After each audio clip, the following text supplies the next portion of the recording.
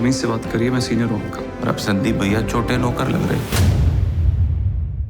BJP के नेता, उनके पूर्व सांसद, उनके बेटे को इलाज नहीं मिला, उसकी जान चली गई, जो जांच कर करके अपना पल्ला झाड़ रहे हैं।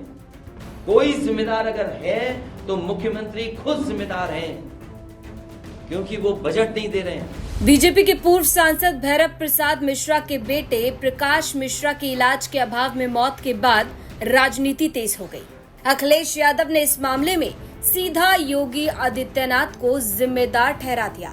दरअसल बांदा से बीजेपी के पूर्व सांसद भैरव प्रसाद मिश्रा के बेटे प्रकाश मिश्रा को एसजीपीजीआई में बेड नहीं मिला और स्ट्रेचर पर ही उनके बेटे की मौत हो गई। पूर्व सांसद के बेटे प्रकाश मिश्रा को किडनी में इन्फेक्शन था और आरोप है कि बेड खाली नहीं बताकर 1.5 घंटे तक बीमार प्रकाश मिश्रा को स्ट्रेचर पर ही रखा गया। बिना इलाज के ही पूर्व सांसद के बेटे की मौत हो गई। बीजेपी के पूर्व सांसद का कहना है कि अस्पताल जाने से पहले उन्होंने डिप्टी सीएम और स्वास्थ्य मंत्री ब्रजेश पाठक से भी फोन करवाया था।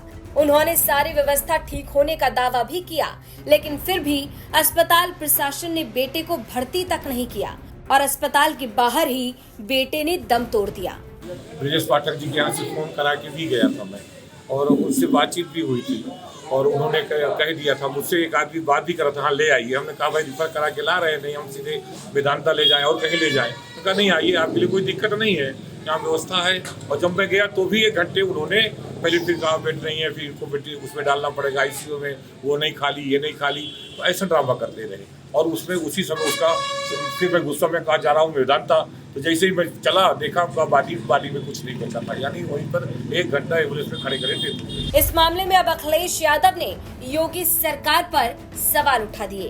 पीजीआई जैसे प्रतिष्ठित संस्थान में बीजेपी के नेता, उनके पूर्व सांसद, उनके बेटे को इलाज नहीं मिला, उसकी जान चली गई।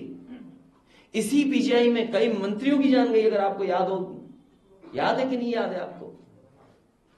जिस समय कोरोना फैला था, बीमारी आई थी, इसी प्रतिष्ठित संस्थान में मंत्रियों की जान गई।